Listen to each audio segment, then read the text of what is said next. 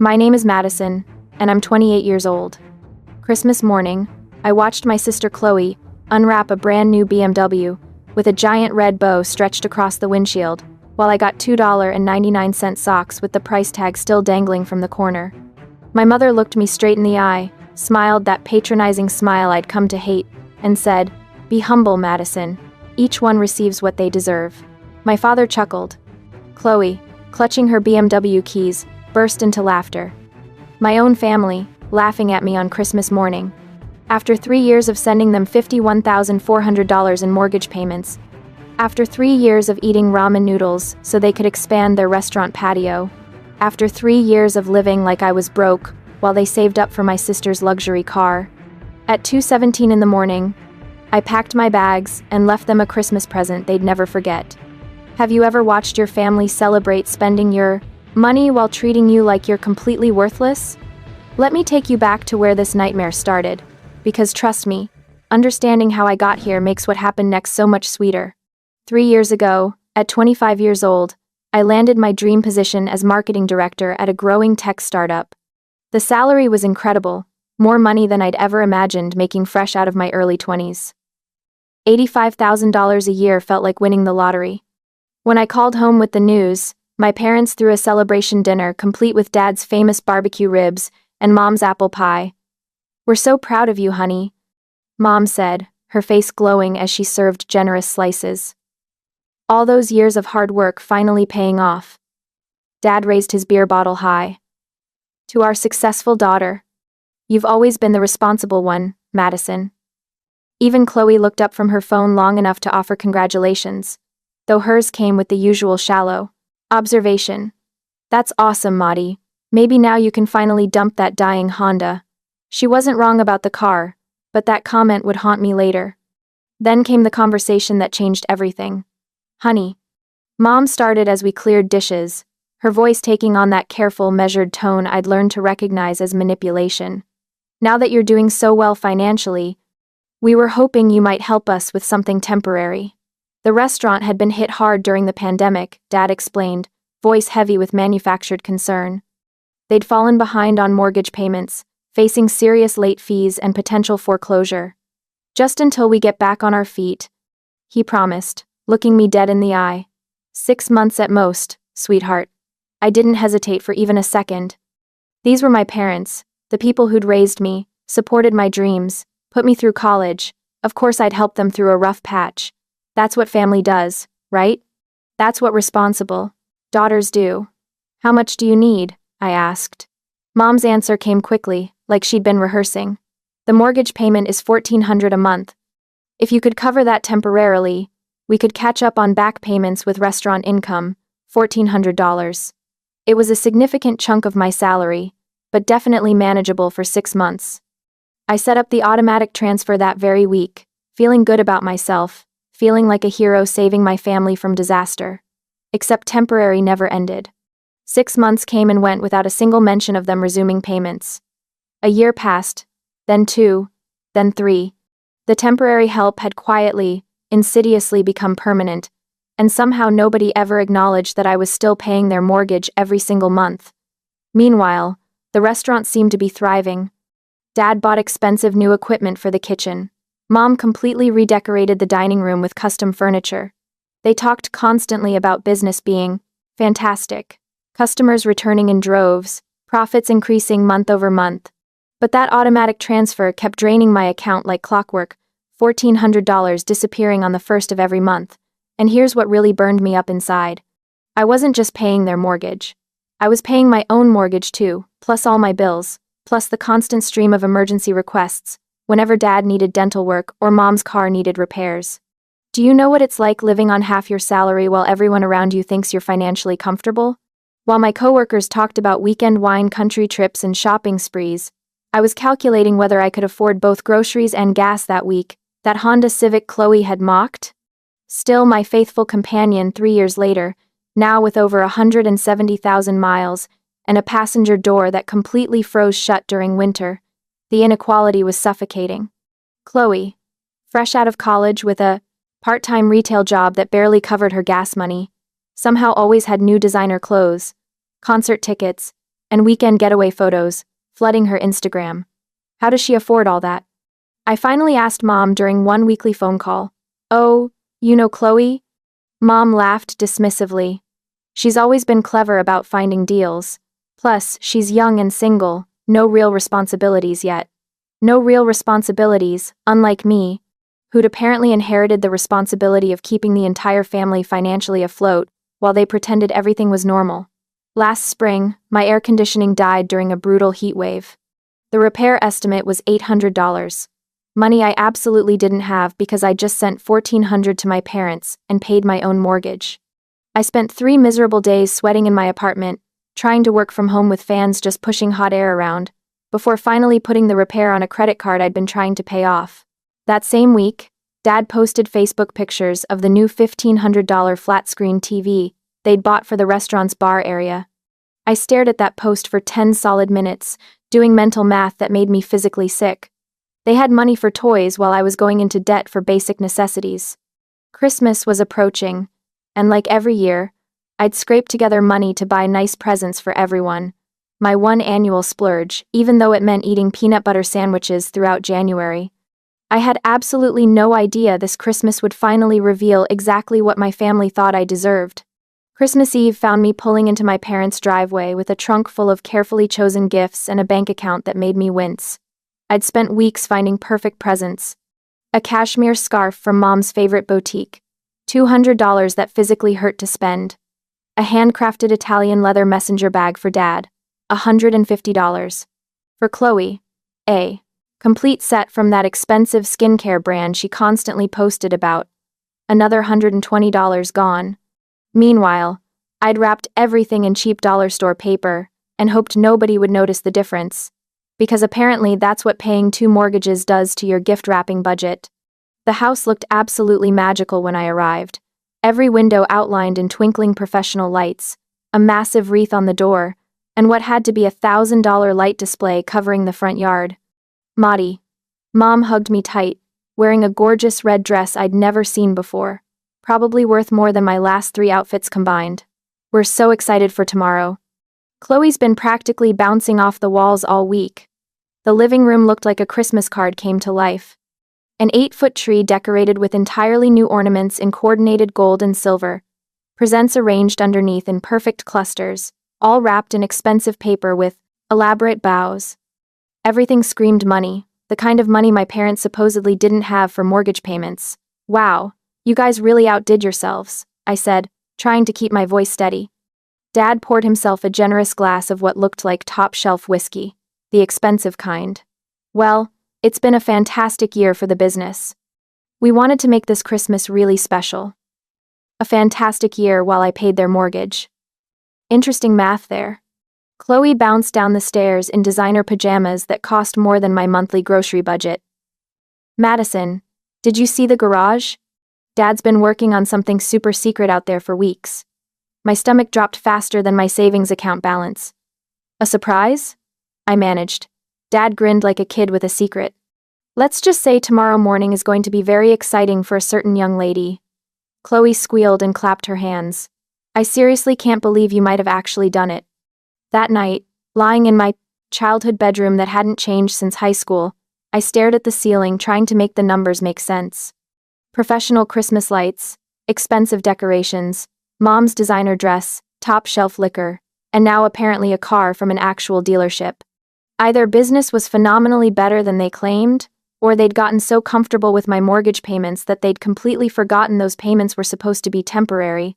Deep down, I knew exactly what was happening, and I knew it was going to hurt worse than anything I'd experienced before.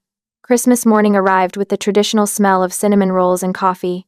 We gathered around the tree in our pajamas, Mom and Dad looking relaxed and prosperous, Chloe practically vibrating with anticipation, and me trying desperately to shake this feeling of impending doom.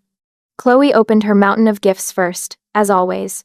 Designer handbags, expensive jewelry, the latest electronics, clothes with tags from stores I could only window shop. Then Dad stood up with that theatrical grin, dangling car keys with a shiny BMW keychain. Chloe, there's one more gift, but it's not under the tree. The scream she let out could have shattered windows. We all walked out to the garage where Dad had somehow hidden a gleaming white BMW with an enormous red bow stretched across the windshield. Not used, not modest, not practical. Brand new, fresh off the lot, still has that intoxicating new car smell. $40,000 to $50,000 BMW. Chloe had what can only be described as a religious experience, sobbing and touching her car like it was a sacred object. "This is from both of us," Mom said, arm around Chloe's shoulders, tears in her own eyes. "You've been so responsible lately, so mature. We're incredibly proud of you." Responsible. Mature. Chloe, who still lived at home rent-free, whose idea of a major expense was a $30 brunch, who'd never once offered to help with any family, financial obligations. That Chloe was responsible and mature. "How much did this cost?" I asked, trying desperately to sound casual. "Don't worry about that," Dad waved dismissively. "That's not important. What matters is seeing our girl happy." Not important. A car costing more than most people's annual salary wasn't important, but my $1,400 monthly contribution was essential to their survival. "Make that make sense. We've been planning this for months," Mom added proudly. "Saving up, researching, finding the perfect one, saving for months while I paid their mortgage, thinking they were financially struggling."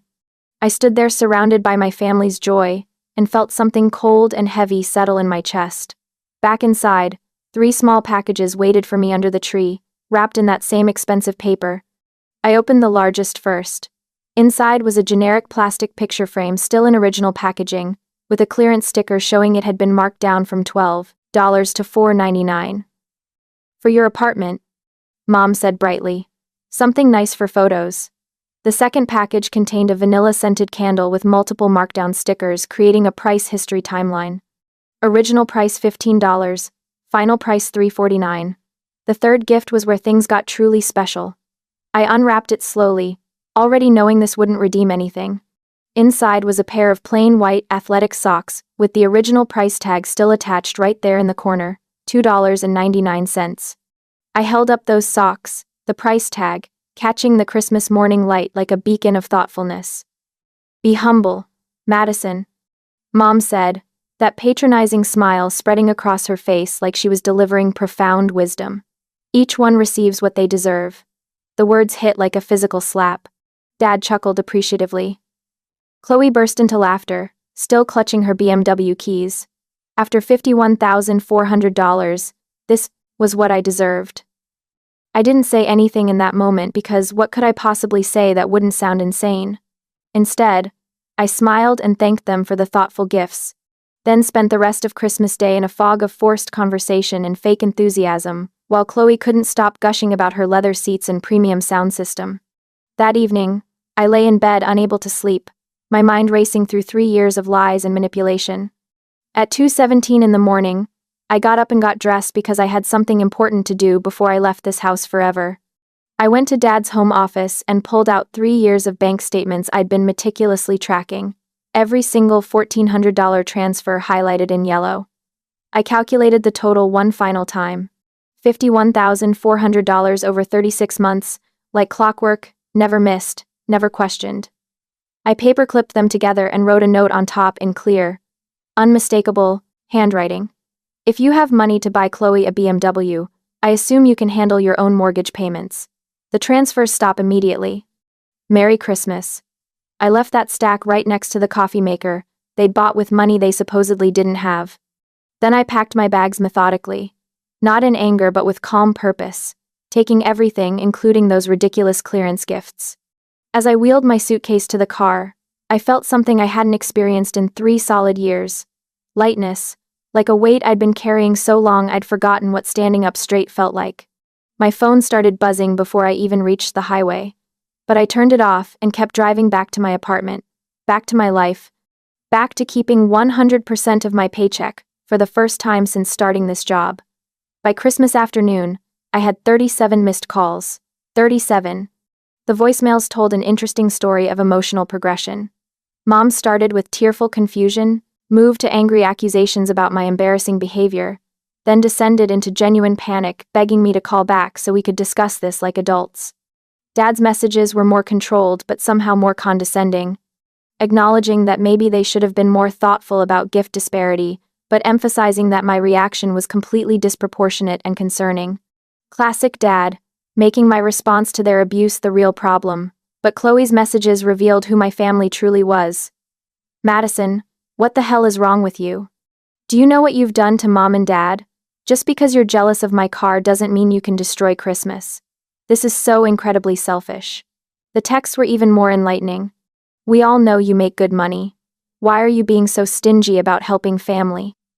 Stingy about $51,000 while living on ramen. The audacity was almost impressive.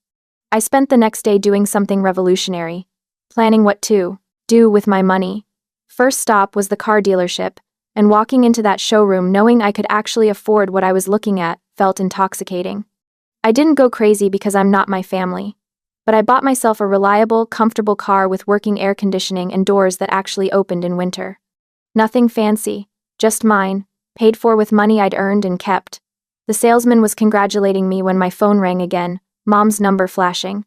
I let it go to voicemail and drove my new car home with the windows down and music up, feeling more like myself than I had in years. The family pressure campaign intensified dramatically over the following weeks. Apparently, my parents had launched a full public relations offensive, painting themselves as victims of their ungrateful daughter's inexplicable cruelty. The narrative was elegantly simple. Madison had a great job and was selfishly refusing to help family during difficult times. What they conveniently omitted from their sob story was the BMW, the 3 years of mortgage payments, or the fact that their difficult times had apparently been profitable enough for major luxury purchases. With no mortgage payment draining my account, I suddenly had real money for the first time in 3 years. Money for emergencies, for fun, for actually building the life I'd been putting on hold. I bought grown-up furniture for my apartment, went grocery shopping without checking my balance, made dinner plans with friends without anxiety. I even booked a real vacation, 7 days in Costa Rica, at a resort I'd only seen in magazines. But the best part wasn't the money. The best part was the peace, the absence of stress about family emergencies, the freedom from guilt about wanting things for myself. 6 months after Christmas, I was living a completely different life. I woke up excited instead of anxious. I bought expensive coffee instead of making instant at home. I said yes to spontaneous plans and weekend trips. Turns out when you're not supporting 3 other adults, you can actually afford to live like the successful professional you are. My apartment had transformed into something from a design magazine, with real artwork, thriving plants, and a kitchen stocked with actual ingredients. Work improved dramatically too, because financial stress had been crushing my creativity and focus. My boss noticed the change and started hinting about promotion opportunities. I'd even started dating someone named Ryan, a software developer who was funny and smart and refreshingly uncomplicated. When he suggested a weekend trip, I didn't have to decline because of family obligations. It was amazing what happened when you finally prioritized your own life. The family calls had gradually decreased as it became clear I wasn't changing my mind, and honestly, the silence was beautiful. Then one Saturday morning, someone knocked urgently on my door. Through the peephole, I saw Chloe looking completely different, thinner and exhausted, wearing clothes that had seen much better days. Against my better judgment, I opened the door. "Before you say anything," she said quickly, "I know you don't want to see me, but I need to tell you something and I can't do it over the phone." She looked genuinely distressed, not manipulative but truly upset. I let her in and she walked into my living room like she was seeing it for the first time, her eyes taking in the new furniture and general prosperity. "Nice place," she said without resentment, just acknowledgement. "Chloe, what's going on?" She sat heavily on my couch, suddenly looking much older than 24. "They had to give the car back. The BMW got repossessed last week because they couldn't make the payments. Of course they'd financed it, counting on my continued mortgage payments to make monthly bills manageable. When I stopped sending money, their house of cards collapsed spectacularly. I'm sorry, but that's not why I'm here," Chloe interrupted. "They're going to lose the house. 3 months behind on the mortgage. The bank sent foreclosure papers. They have until end of next month to bring it current or they're out." Despite everything, the thought of my parents losing their home hit me hard. "What's their plan?" I asked. Chloe looked at me like I'd asked her to explain quantum physics. "Their plan? Madison, You are their plan. You were always their plan. The honesty was breathtaking. I hadn't been helping family through a rough patch. I'd been permanently subsidizing their lifestyle so they could afford wants instead of needs. What's your plan to help them? I asked. My plan? I don't have any money. I lost my job 2 weeks ago, and with the car gone, I can't get to most places that are hiring. So Chloe was unemployed and effectively homeless. My parents faced foreclosure, and somehow, this was all my responsibility to fix. What do you think I should do? I asked carefully. Help your family. Resume the mortgage payments, just temporarily until they figure something else out. Temporarily, the same word they'd used 3 years ago when this nightmare started. Chloe, do you know what this apartment looked like 6 months ago? Like a college dorm room. I was living like I made minimum wage while sending you guys the difference. But that was your choice, she said defensively. Was it? Because every time I tried to talk about stopping, you guys made me feel guilty. You knew I never bought new clothes or went on trips. Did you ever wonder why? I thought you were just responsible. Responsible, the family code word for the one who sacrifices so everyone else can have what they want. Your parents spent $50,000 on a car while I ate peanut butter sandwiches because I was paying their mortgage. Does that sound reasonable? She started crying, real tears this time. I really didn't know about the mortgage payments, Madison. I swear I didn't realize you were paying for anything. Maybe she didn't, or maybe she just hadn't wanted to look too closely at why her parents could afford luxury gifts while claiming they needed help with basic expenses. I need you to leave and figure out your own life. I need mom and dad to face consequences of their choices without expecting me to rescue them again. At the door, Chloe turned back. When they're living in their car, remember you chose money over family. The manipulation was transparent and almost insulting, but it revealed everything. Even facing homelessness, my family couldn't acknowledge their choices led here. 2 months later, Mom showed up at my door looking small and defeated, holding a manila envelope. She looked like she'd aged 5 years. Thank you for seeing me, she said quietly. Inside was news that Dad had suffered a heart attack 3 weeks ago from the stress, along with hospital bills they couldn't pay. I'm not here to ask for money, she said before I could speak. I'm here to ask if you'll let us stay on your health insurance until we get back on our feet. Health insurance, not money, not mortgage payments, just basic medical coverage. After everything, this felt different, legitimate, essential rather than enabling luxury lifestyle. I need time to think, I told her. She nodded, then said something that changed everything. I know we hurt you. I know we took advantage of your kindness and treated you unfairly. We were wrong about so many things. An acknowledgement, finally, that they'd been wrong. I agreed to add them to my insurance for 6 months with clear boundaries. They'd pay the premium difference every month, no exceptions, and this didn't change anything else between us. If they ever tried using this generosity to guilt me into more help, coverage stopped immediately. 6 months later, Dad got a new job with his own benefits. They moved into a small apartment they could actually afford. Chloe found full-time work and her own place, learning independence for the first time. We met for dinner at a modest restaurant, and for the first time in years, they just wanted to spend time with me. Not because they needed something, but because I was their daughter. Mom apologized, really apologized, for using me and treating me like a bank account instead of family. We weren't the close, warm family I'd once imagined. Too much damage had been done. But we were something new, a family that respected boundaries and valued independence. That Christmas morning when I packed my bags at 2 a.m, I thought I was losing my family. I was actually saving us all. Sometimes the most loving thing you can do is let people face consequences of their choices, even when it breaks your heart to watch.